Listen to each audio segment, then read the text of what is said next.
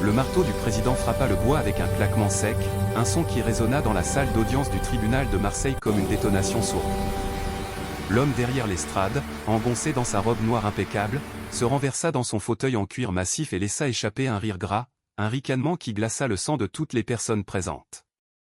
La lumière blafarde des néons se reflétait sur son crâne dégarni et sur les maillons en or de sa montre de luxe. « Vous me demandez de suspendre une procédure d'expulsion parce que vous avez faim ?» Le juge Stéphane Mercier dévisagea la femme qui se tenait devant lui comme s'il s'agissait d'un insecte insignifiant, une nuisance à écraser. « Madame, nous sommes dans un tribunal, pas au resto du cœur. » Marie Dubois, 63 ans, vacillait face à l'estrade, ses jambes tremblantes peinant à la soutenir. Cela faisait 4 jours qu'elle n'avait rien avalé de consistant. Sa robe marron, usée jusqu'à la corde, était tachée et froissée. Ses chaussures éculées laissaient entrevoir ses orteils endoloris et gonflés. Ses mains tremblaient de manière incontrôlable tandis qu'elle serrait les papiers de l'expulsion contre sa poitrine comme un bouclier dérisoire. « Monsieur le juge. » Sa voix n'était qu'un murmure brisé, à peine audible dans le silence pesant de la salle. « Je vous demande seulement une semaine. Juste une de plus. Ma retraite arrive vendredi et je pourrai payer le loyer en retard. J'ai juste besoin d'une semaine. » Mercier se pencha en avant, un sourire cruel étirant ses lèvres minces. « Savez-vous combien de personnes me racontent la même histoire chaque jour? Si je vous accorde une semaine, je devrais l'accorder à tout le monde. Ai-je l'air d'un assistant social? Quelques personnes dans l'assistance, des fonctionnaires et des avocats, esquissèrent des rires nerveux, désireux de plaire au puissant magistrat. L'avocat du propriétaire, un homme corpulent sanglé dans un costume gris de marque, sourit avec une satisfaction non dissimulée. Marie sentit le monde tourner autour d'elle.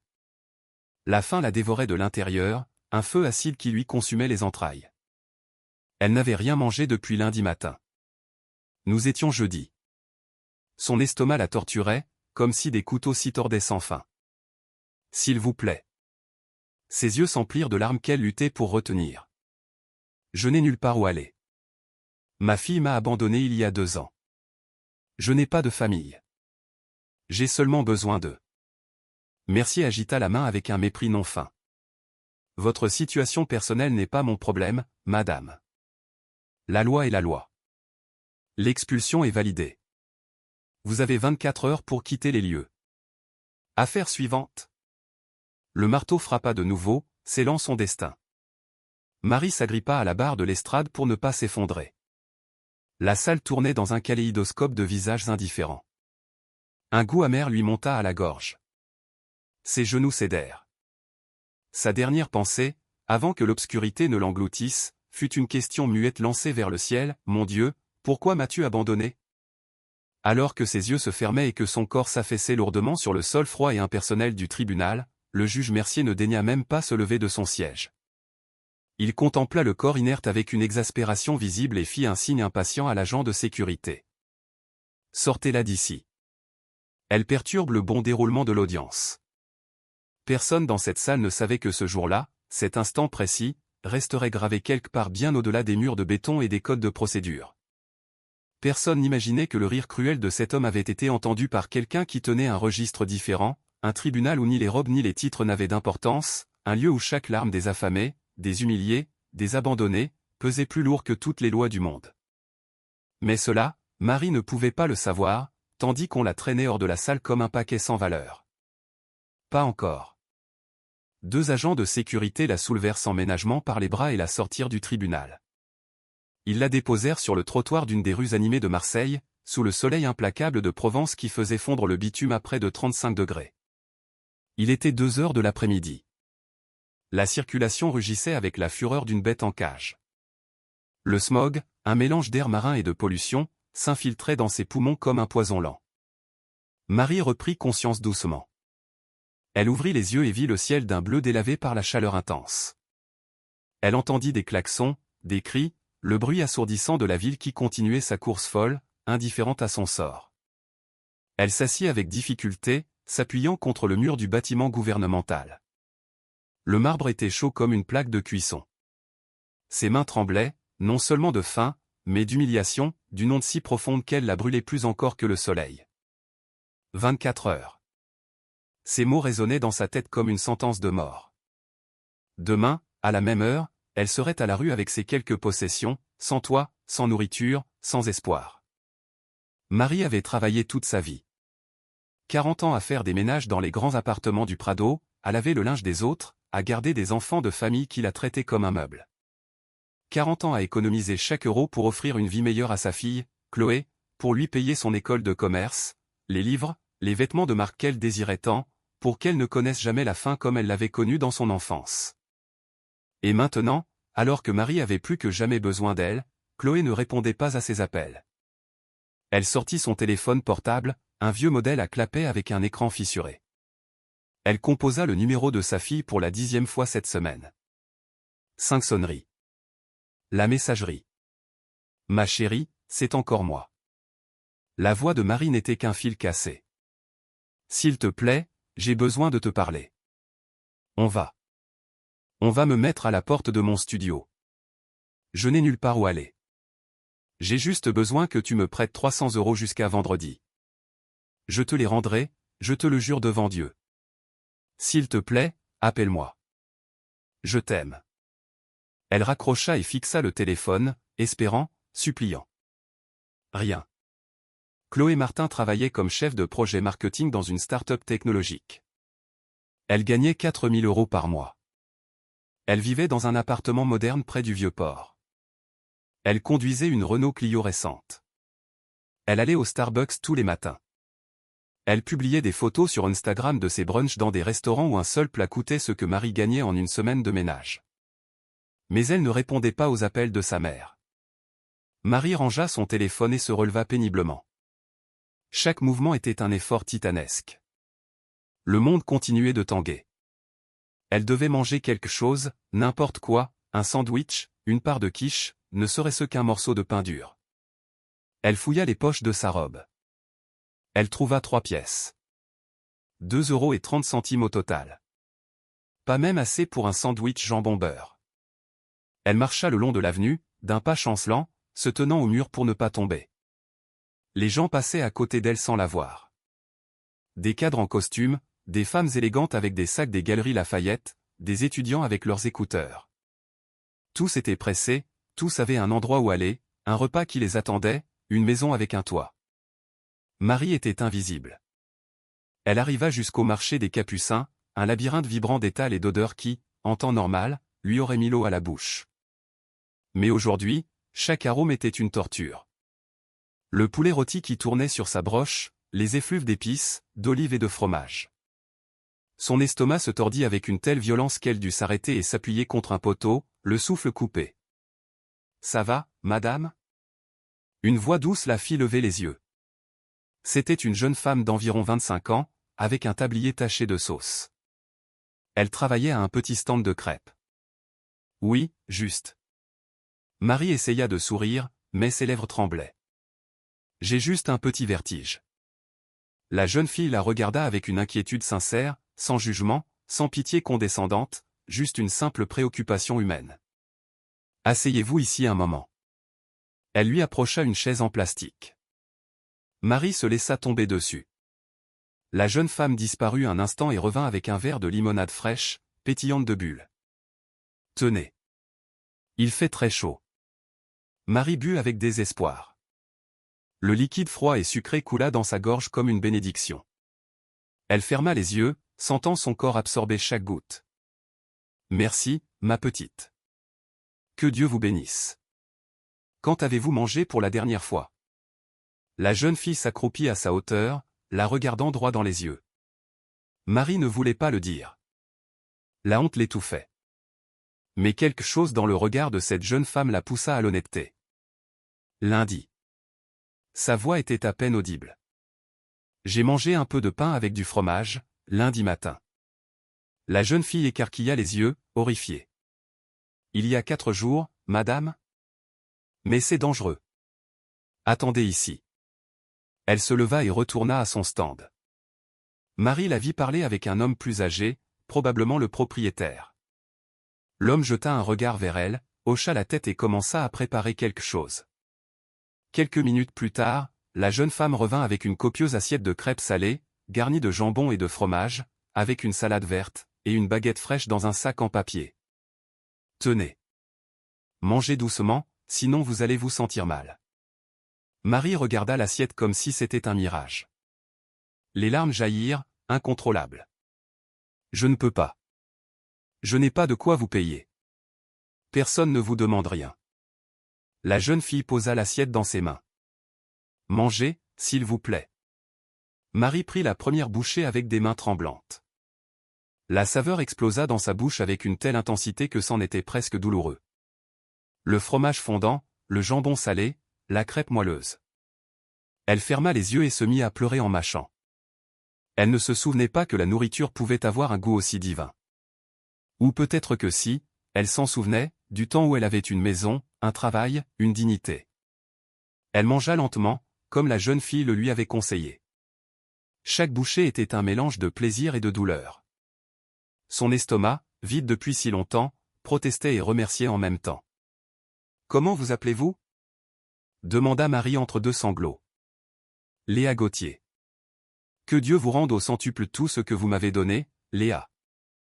Que vous ne manquiez jamais de rien. » Léa sourit et lui serra gentiment l'épaule avant de retourner à son poste. Marie termina les crêpes, but sa limonade, et garda précieusement la baguette dans son sac. Pour la première fois depuis des jours, elle sentit qu'elle pouvait respirer sans que sa poitrine lui fasse mal. Mais lorsqu'elle se leva pour partir, la réalité la frappa à nouveau comme un poing dans le ventre. Demain, elle serait à la rue. Le soleil commençait à descendre quand Marie arriva à son petit studio. Ce n'était pas grand-chose, à peine 9 mètres carrés dans un immeuble ancien avec cour commune dans le quartier du Panier, l'un des plus vieux et des plus modestes de Marseille. Les murs en crépi étaient écaillés, avec des taches d'humidité qui formaient des cartes de moisissure noire. Le plafond était homé fissuré. Il n'y avait qu'une petite fenêtre donnant sur une cour intérieure sombre, mais c'était son foyer. Elle vivait là depuis 12 ans, depuis que son mari, Raoul, était mort d'une crise cardiaque alors qu'il travaillait comme docker sur le port. Depuis que Chloé était partie à l'école de commerce, puis avait décidé que sa mère ne cadrait plus avec sa nouvelle vie de jeune cadre dynamique. Marie entra et ferma la porte derrière elle. La pénombre l'enveloppa. Il y avait un lit simple avec un matelas affaissé et des draps rapiécés, une table en plastique avec 2 chaises dépareillées, une kitchenette électrique à 2 plaques qui ne fonctionnait plus très bien, une armoire en bois qu'elle avait trouvée dans la rue. Ses quelques vêtements étaient suspendus à des clous plantés dans le mur, 3 robes, un pull, son châle du dimanche. Au-dessus du lit, un crucifix en bois. À côté, une photographie dans un cadre bon marché. Chloé a 18 ans, le jour de sa remise de diplôme du bac, souriante dans sa robe bleue. Marie avait fait des ménages jour et nuit pendant 1 an pour lui payer ce lycée privé. Elle s'assit sur le lit et prit la photo entre ses mains. Elle passa ses doigts sur le visage souriant de sa fille. « Pourquoi, ma chérie » murmura-t-elle. « Qu'est-ce que je t'ai fait ? En quoi me suis-je trompée ?» Le silence fut sa seule réponse. Marie se souvint de leur dernière conversation. C'était il y a 3 mois. Elle était allée lui rendre visite à son travail, dans les bureaux modernes et vitrés du quartier d'affaires, parce que Chloé ne répondait jamais à ses appels. La réceptionniste avait téléphoné puis l'avait regardée avec un mélange de gêne et de pitié. « Mademoiselle Martin dit qu'elle est en réunion et ne peut pas vous recevoir. » Marie avait attendu 2 heures dans le hall en marbre, se sentant complètement déplacée parmi les cadres avec leurs costumes cravates et leurs ordinateurs portables. Finalement, Chloé était descendue, furieuse. « Qu'est-ce que tu fais ici, maman ? Je t'ai dit de ne pas venir à mon travail. C'est que tu ne réponds pas à mes appels. Parce que je suis occupée. J'ai une carrière, des responsabilités, je ne peux pas être à ta disposition tout le temps. Je voulais juste savoir comment tu allais, ma chérie, ça fait 1 mois que je n'ai pas de tes nouvelles. » Chloé avait regardé nerveusement autour d'elle, comme si elle craignait que quelqu'un la voie avec cette vieille femme aux vêtements usés. « Écoute, maman, il faut que tu comprennes quelque chose. Je ne suis plus une enfant. J'ai ma propre vie et je ne peux pas. » Elle avait baissé la voix, « Je ne peux pas porter tes problèmes. » « Mes problèmes, Chloé ? Je dois y aller. J'ai une présentation dans 20 minutes. Mais ma chérie. Au revoir, maman. » Et elle était partie, laissant Marie seule dans ce hall brillant, entourée d'étrangers qui la regardaient comme si elle était un déchet que quelqu'un avait oublié de sortir. Depuis, Marie avait appelé des dizaines de fois. Messages, supplications. Rien. Et maintenant, alors qu'elle avait vraiment besoin d'aide, qu'elle était sur le point de se retrouver à la rue, Chloé continuait de l'ignorer. Marie reposa la photo et s'agenouilla sur le sol en ciment froid. Elle joignit les mains et leva les yeux vers le crucifix. Mon Dieu, sa voix se brisa. Je sais que je n'ai pas le droit de te demander quoi que ce soit.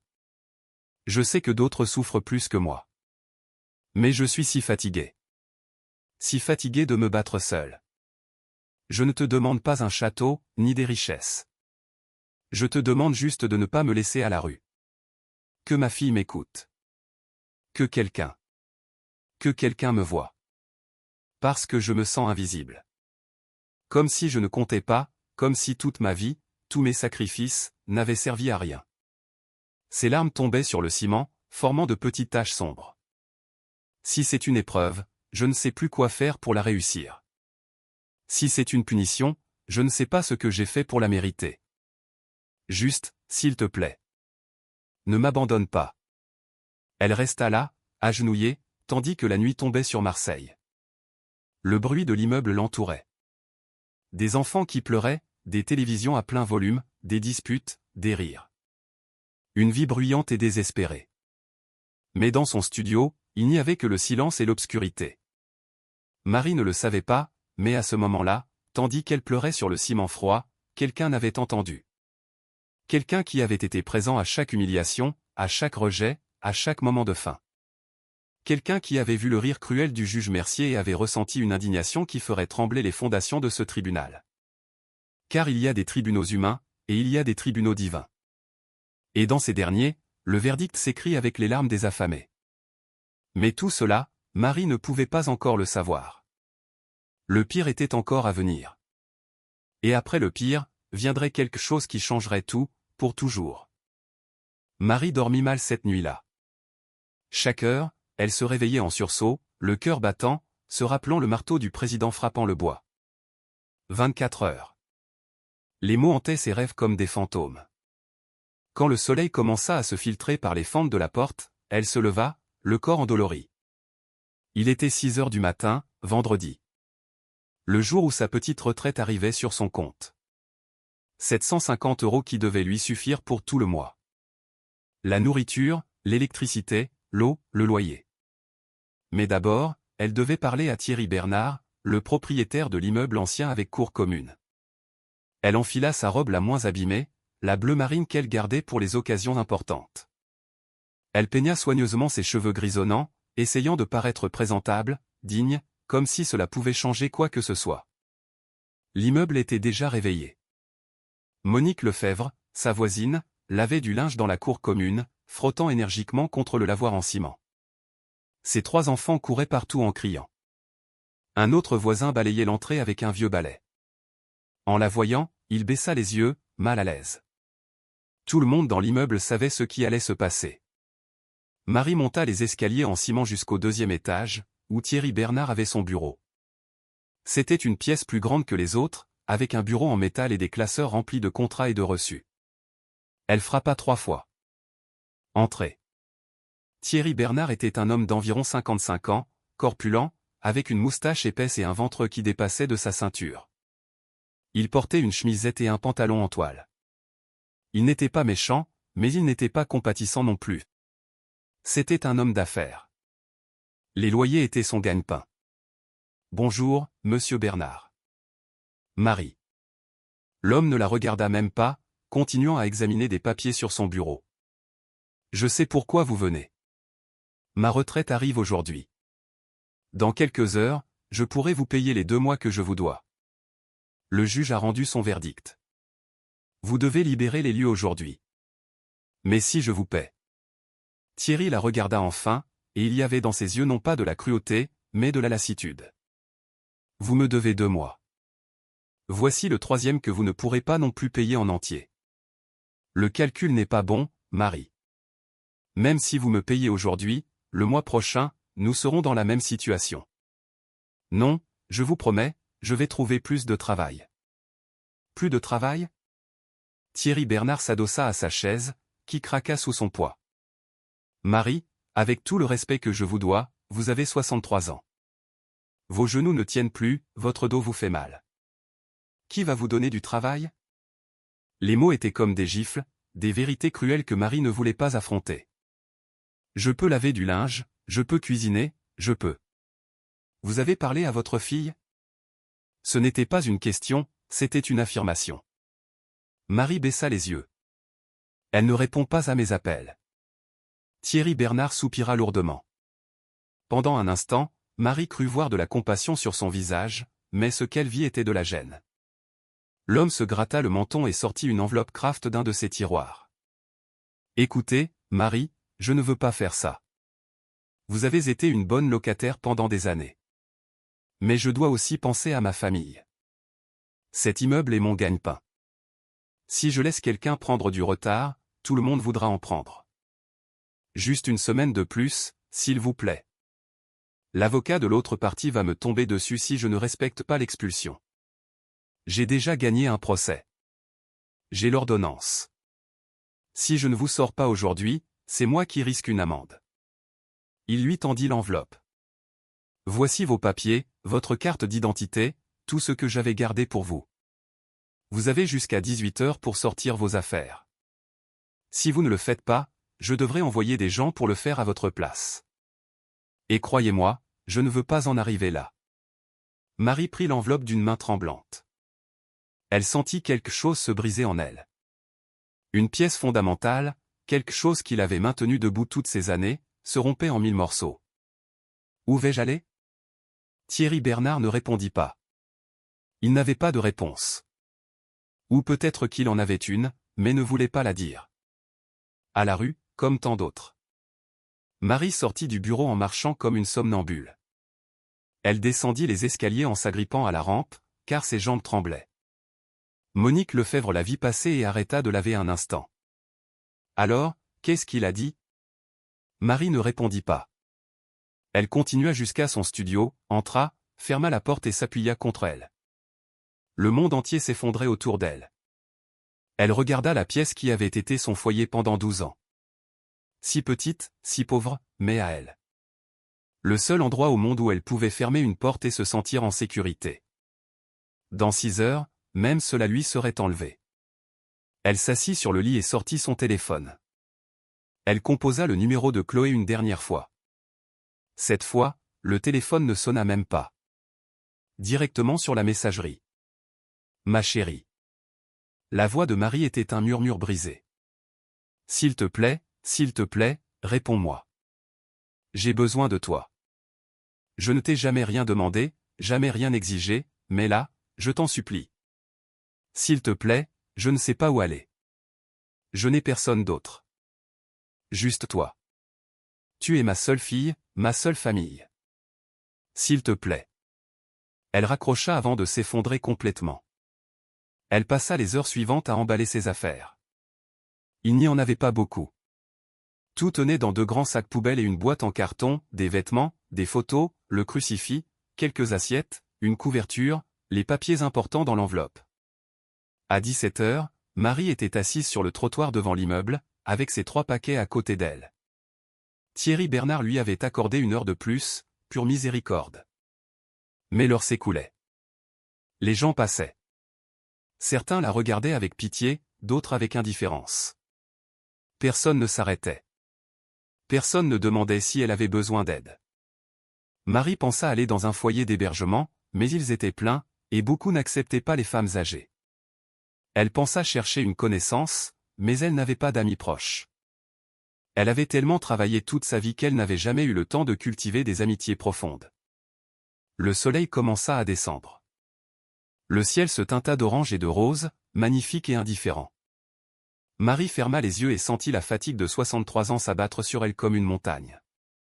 Une fatigue qui n'était pas seulement physique, mais qui venait de l'âme. Un épuisement d'avoir lutté si longtemps sans que personne ne voie, sans que personne ne reconnaisse le sacrifice, sans que personne ne dise « Marie, ça suffit. Tu en as fait plus qu'assez. Repose-toi. Je m'occupe de toi. Dieu. » murmura-t-elle vers le ciel qui s'assombrissait. Je n'en peux plus. Si tu veux me prendre avec toi, fais-le.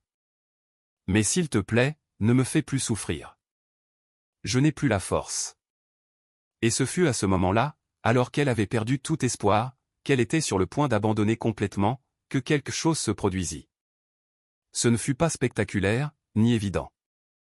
En fait, ce fut si subtil que cela aurait pu facilement se perdre dans le bruit de la ville. Un homme s'arrêta devant elle. Marie leva les yeux. C'était un homme d'environ 40 ans, de carrure moyenne, vêtu simplement, un jean, une chemise blanche, des chaussures usées. Rien de spécial, rien qui ne le distingue des milliers d'hommes qui parcouraient Marseille chaque jour. Mais il y avait quelque chose dans ses yeux. Une profondeur, une chaleur que Marie n'avait pas vue depuis très longtemps. « Excusez-moi, madame. » Sa voix était calme, aimable.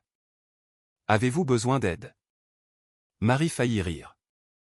Si elle avait besoin d'aide? Quelle question! Elle avait besoin d'un miracle. Merci, monsieur, mais je ne pense pas que vous puissiez m'aider. L'homme regarda les sacs à côté d'elle, les paquets, la boîte en carton. Il ne posa aucune question, ne demanda aucune explication. Il hocha simplement la tête, comme s'il comprenait tout sans avoir besoin de mots. Avez-vous faim? C'était une question simple, directe, et pourtant, la manière dont il la posa fit monter un nœud dans la gorge de Marie. Oui, admit-elle. Il y a un bistrot au coin de la rue. Le bistrot chez Delphine. Delphine fait le meilleur bœuf bourguignon de Marseille. Puis-je me permettre de vous inviter? Marie le regarda avec méfiance. Personne ne faisait rien gratuitement.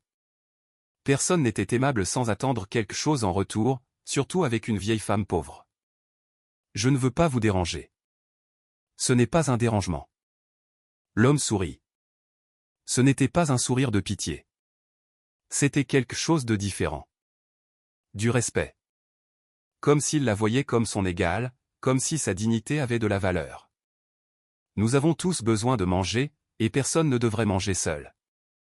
Marie ne savait pas pourquoi, mais quelque chose en elle lui dit de faire confiance. Peut-être était-ce l'épuisement, peut-être le désespoir. Ou peut-être quelque chose de plus profond, une voix silencieuse qui lui chuchotait, « Accepte. » D'accord. Merci. L'homme ramassa 2 de ses sacs sans qu'elle le lui demande.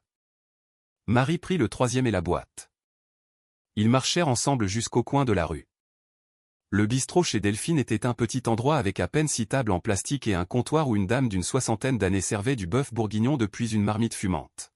« Bonsoir, Delphine. » L'homme salua familièrement.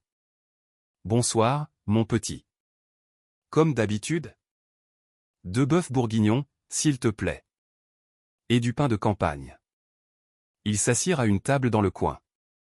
L'homme posa les sacs de Marie contre le mur avec soin, comme s'ils étaient précieux. « Comment vous appelez-vous » demanda-t-il pendant qu'ils attendaient.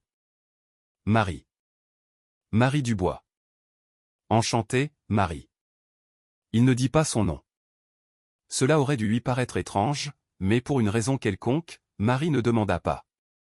Delphine apporta 2 assiettes creuses remplies de bœuf bourguignon fumant, avec de généreux morceaux de viande, des carottes, des oignons et des pommes de terre. L'arôme fit gargouiller bruyamment l'estomac de Marie. Elle n'avait rien mangé depuis les crêpes de la veille. Bon appétit. L'homme lui fit un signe pour qu'elle commence. Marie goûta une cuillerée. La saveur était céleste. La sauce riche et vineuse, la viande tendre, les légumes fondants. Elle ferma les yeux et, un instant, oublia toutes ses souffrances. N'existait que cette assiette de bœuf bourguignon et la chaleur qui emplissait son estomac. Ils mangèrent en silence pendant quelques minutes. Quand Marie fut à la moitié de son assiette, l'homme parla de nouveau. « Marie. » Il prononça son nom avec une telle douceur qu'elle leva les yeux. « Je sais que la journée a été difficile. » Ce n'était pas une question, c'était une affirmation. Comme s'il savait. « J'ai vu ce qui s'est passé au tribunal hier. » L'homme soutint son regard. « J'étais là, dans la salle. J'ai vu comment ils vous ont traité. » Marie sentit le monde s'arrêter. Comment était-ce possible? Il y avait tant de gens dans cette salle. Comment pouvait-il se souvenir d'elle spécifiquement? Elle ne savait que dire. Le juge qui s'est moqué de vous, continua l'homme, et il y avait quelque chose dans sa voix maintenant, quelque chose qui n'était pas de la colère, mais pas non plus de l'indifférence. C'était une profonde tristesse mêlée à quelque chose de plus fort, que Marie ne pouvait identifier. Il croit qu'il peut humilier les affamés sans conséquence. La loi est la loi, répéta Marie, citant les mots du juge, mais sa propre voix était amère. Je ne compte pas. Je ne suis qu'une vieille femme pauvre. Non. Le mot fut prononcé avec une telle fermeté que Marie sursauta. Vous comptez plus que vous ne l'imaginez. Chaque larme que vous avez versée a été vue. Chaque humiliation que vous avez subie a été enregistrée. Et il y a des tribunaux plus élevés que celui de cet homme. Marie sentit un frisson lui parcourir l'échine. La façon dont cet étranger parlait, c'était comme s'il connaissait des choses qu'il ne devrait pas connaître. Qui êtes-vous ? Demanda-t-elle finalement. L'homme sourit mystérieusement. Quelqu'un qui sait que votre histoire ne se termine pas sur un trottoir. Quelqu'un qui est venu vous rappeler que vous n'avez jamais été seul, même lorsque vous vous sentiez ainsi. Il se leva et laissa un billet de 50 € sur la table, assez pour payer les 2 plats et laisser un pourboire généreux. Demain matin, allez au marché des Capucins, au stand de Jean-Pierre Moreau, celui qui vend les épices. Il a quelque chose pour vous. Jean-Pierre Moreau ? Mais je ne le connais pas. Il vous connaît. L'homme commença à marcher vers la porte. Et Marie. Ne perdez pas la foi. Ce qui vient est plus grand que ce que vous pouvez imaginer. Et avant que Marie ne puisse lui poser une autre question, l'homme sortit du bistrot et se perdit dans la foule de la rue. Marie resta assise, confuse, le cœur battant la chamade. Que venait-il de se passer ? Qui était cet homme ?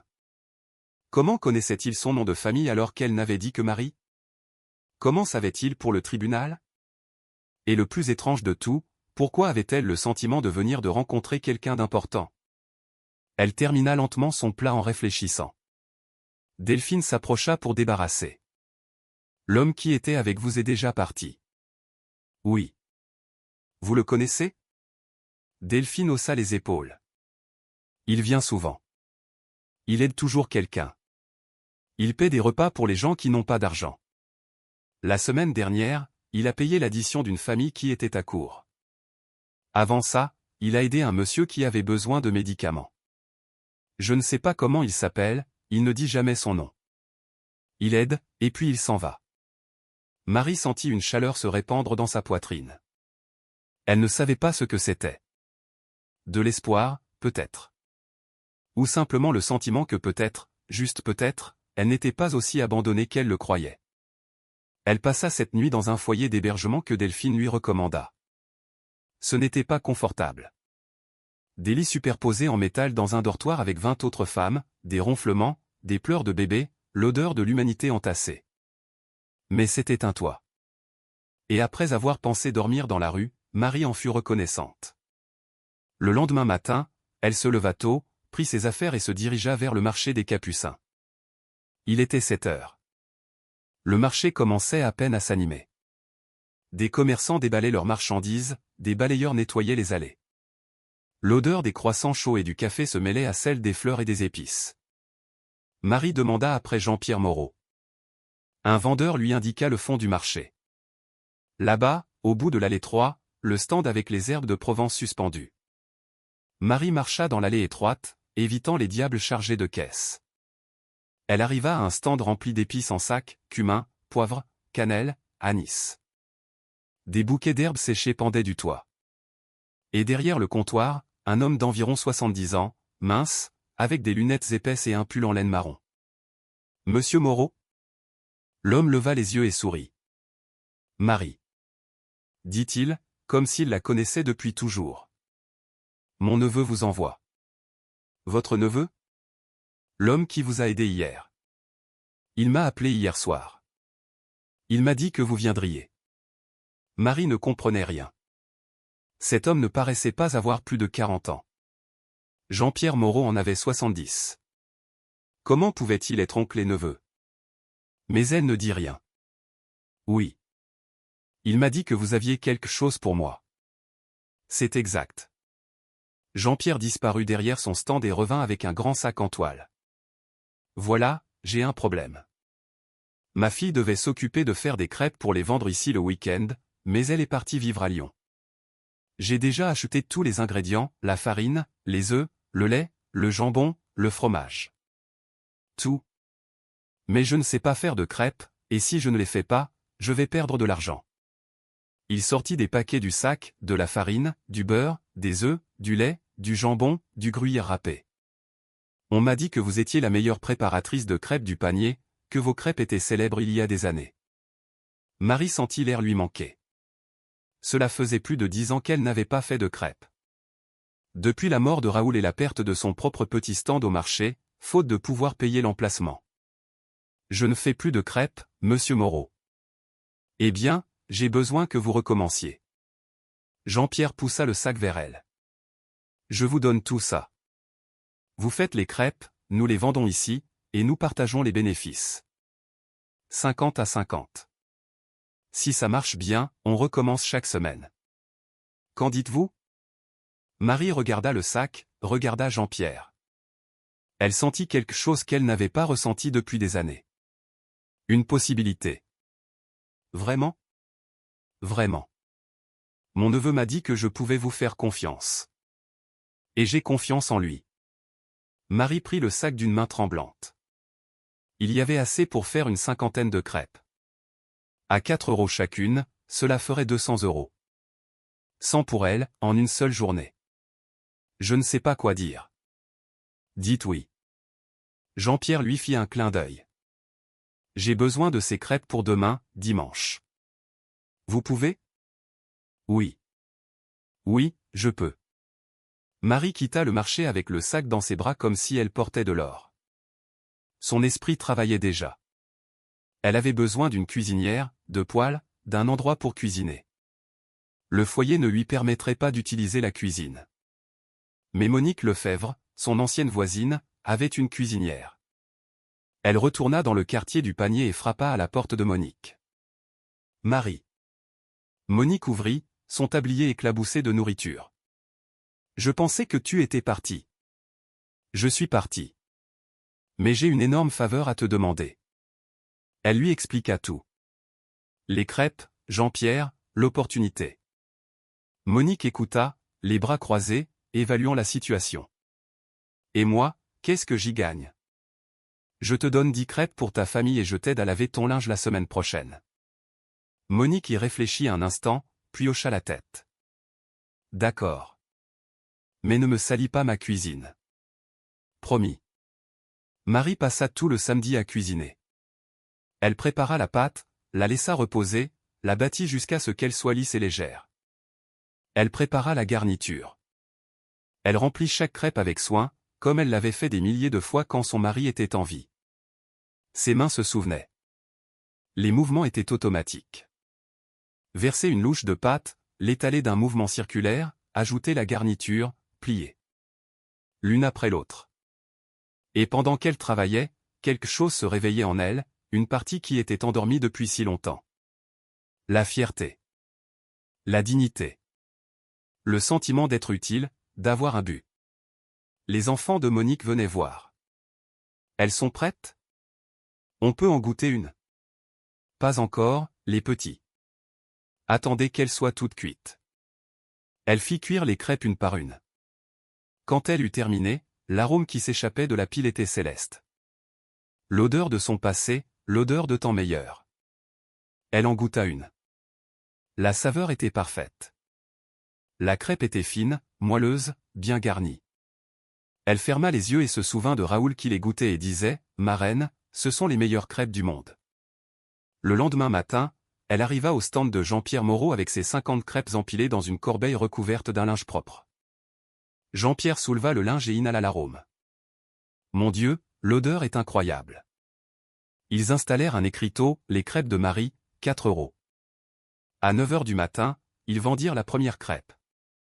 À 10 h, ils en avaient vendu 20. À midi, il n'en restait plus une seule. Jean-Pierre compta l'argent avec un énorme sourire. 200 €. Il en donna 100 à Marie. Voici votre part. Et vous avez déjà une commande pour dimanche prochain. Les gens demandaient si vous alliez revenir. Marie regarda les billets dans sa main. 100 € gagnés par son travail, son talent, ses mains. Pour la première fois depuis des mois, elle ressentit quelque chose qui ressemblait à de la dignité. Merci, monsieur Moreau.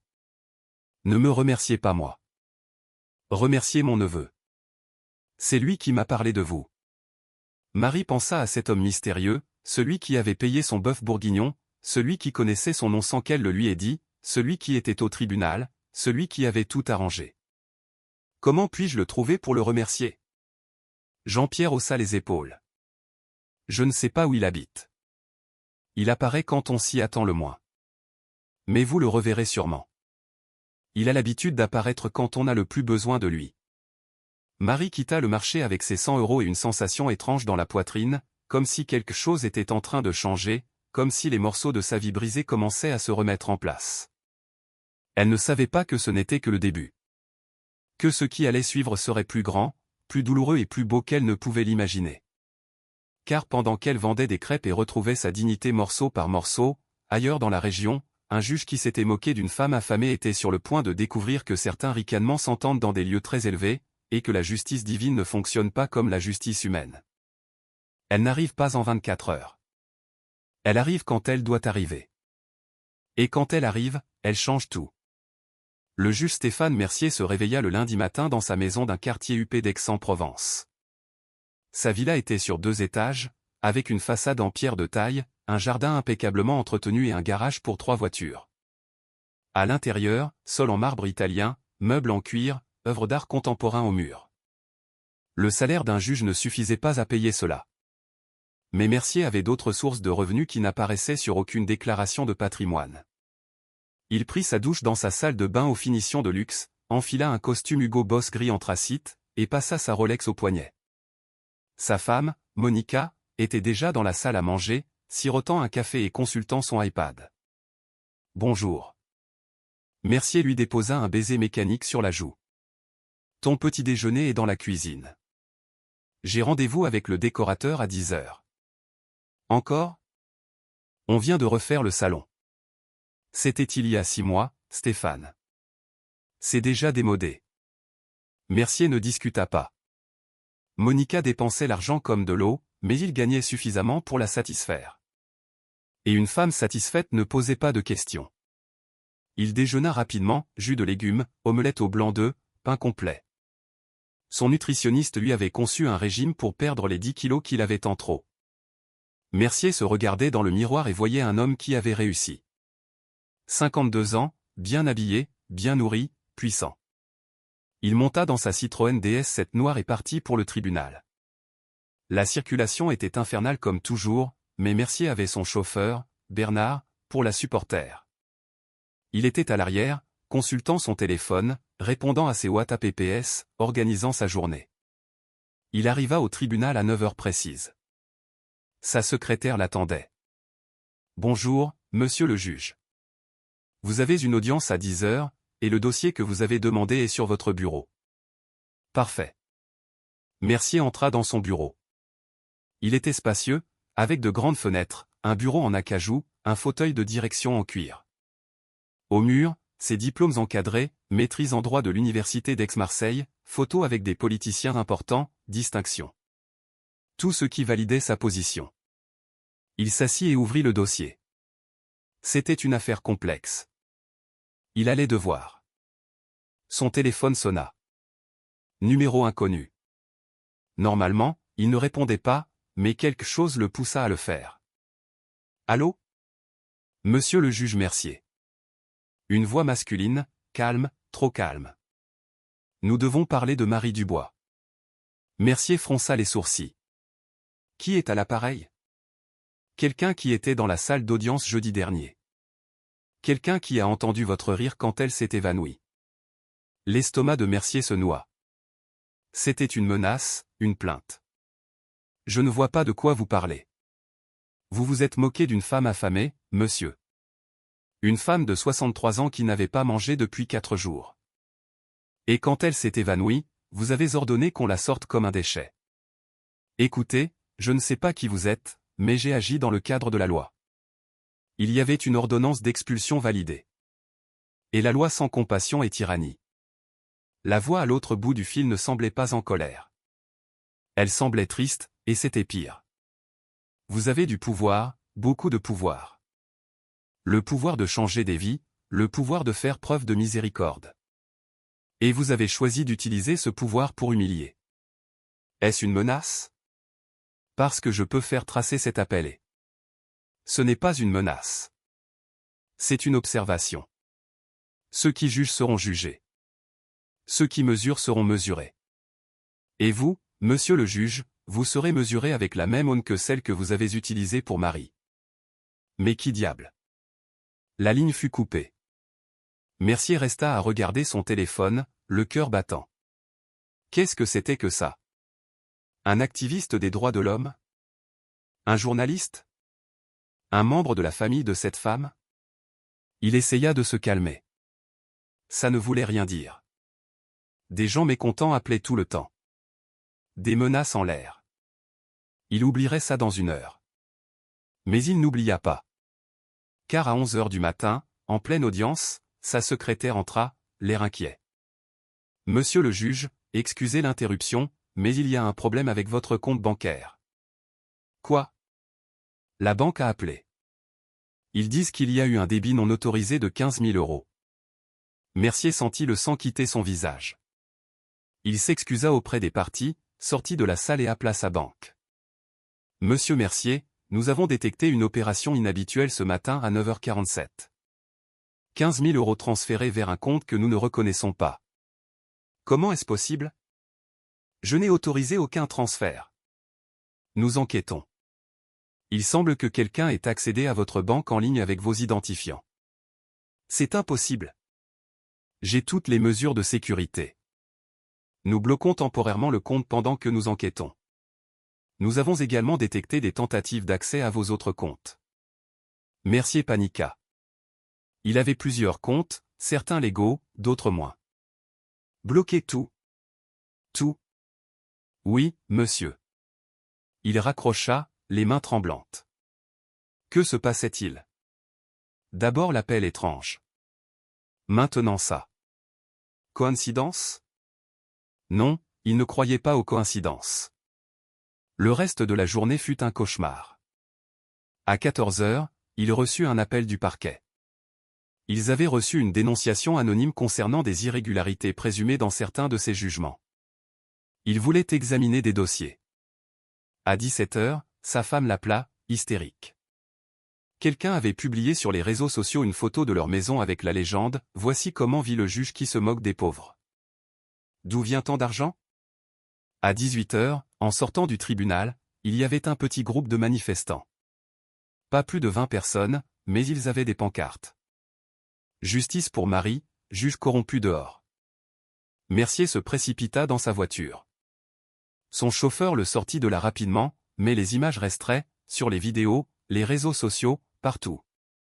Quand il rentra chez lui, il était épuisé, effrayé, furieux. Sa femme l'attendait avec un double whisky. « Qu'est-ce qui se passe, Stéphane? » « Je ne sais pas. » Et c'était vrai, il ne savait pas. Mais ce qu'il savait, c'est que quelque chose avait changé. Comme s'il avait franchi une ligne invisible, comme s'il avait réveillé quelque chose qu'il n'aurait pas dû. Cette nuit-là, il ne put dormir. Il n'arrêtait pas de penser à cette femme, Marie Dubois. Qui était-elle? Une sans-abri de plus, une parmi des centaines. Pourquoi ça? Pourquoi maintenant? Son téléphone vibra à 2h34 du matin. Un message d'un numéro inconnu. Les tribunaux terrestres peuvent fermer les yeux sur la faim, mais il y a des tribunaux qui ne dorment jamais. Et dans ces tribunaux, votre rire a été entendu. Mercier effaça le message d'une main tremblante, mais il ne put effacer la peur qui grandissait dans sa poitrine. Car quelque part au fond de son être, dans une partie qu'il avait ignorée pendant des années, une voix lui murmurait quelque chose qu'il ne voulait pas entendre. Ce n'est que le début.